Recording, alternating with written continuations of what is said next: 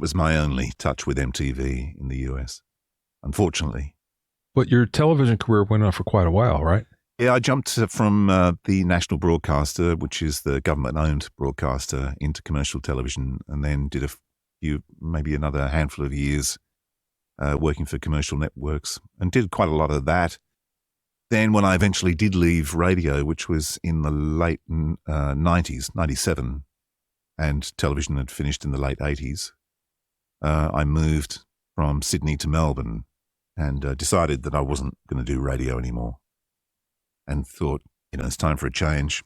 And how about voiceovers? So that was when I jumped across to what I'm doing now. Well, I want to talk more about that in a second, but I'm curious. So did you burn out in radio? Was that it? Did you feel like you aged out, or what was the reason why you decided not to do it any longer? It became a very, it wasn't a particularly nice culture, I have to say. And things were going really well for me. When I was in Adelaide, I was on fire, basically. That was the peak of my career. But I didn't actually get on particularly well with management, which is, unfortunately, an issue. And so I came to a crashing halt at that point. And then I moved to Sydney to work for a big station there. And it was like, okay, well, you're going to be, the new drive guy when this one goes, which I thought was fantastic, driving in Sydney, right? The biggest market in Australia. Lovely. And it never happened. And I was there for about 2 years. I bought a house, relocated, and it just didn't work out. And then eventually that it came to a grinding halt. And then I ended up moving to Perth on the other side of the country and worked there for about 4.5 years. But the station was crashing, and I just didn't want to go down in the ship, So I quit and went back to the UK for quite a few months. And I'd met a few people who had been traveling. Bob Geldof used to come to Perth and do a drive show for a week every year. And we kind of got on quite well. And I said I was moving to the UK. And he said, okay, when you get there, call me. And I remember sitting down having coffee with him. And he said, what are you going to do? And I said, I'll try and get a job in radio here. He said, well, what have you got to offer? I went, me?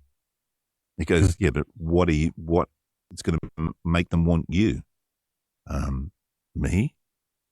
He said, well, I think you better go away and think about this. And which I did. And he was quite right, because I didn't go with any plans at all. And it just never worked out. So I came back to Australia and ended up back in Sydney doing a satellite radio station.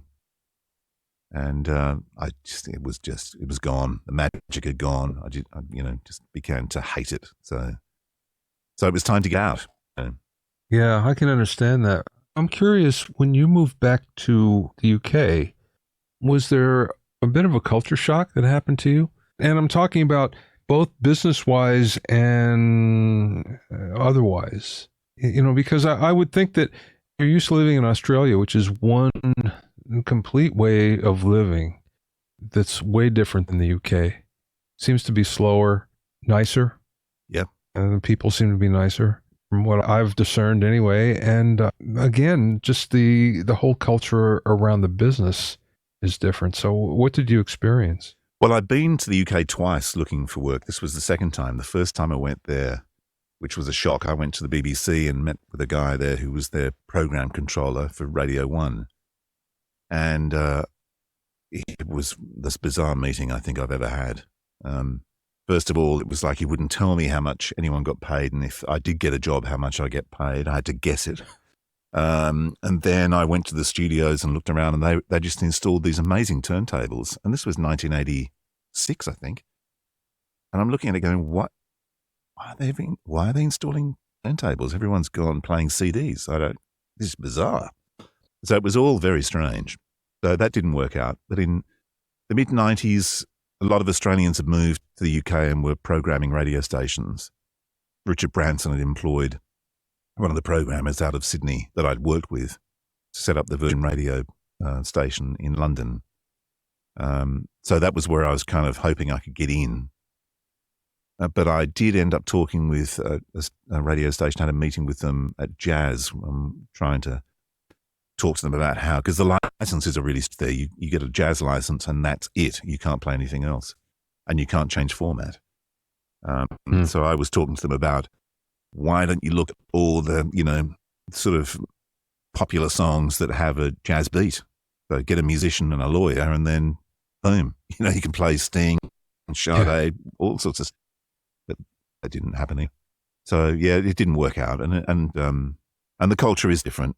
I don't mind it, and I've sort of got a foot in both camps. So I didn't find going back there strange, because it's where I grew up. So I don't see it as an alien place.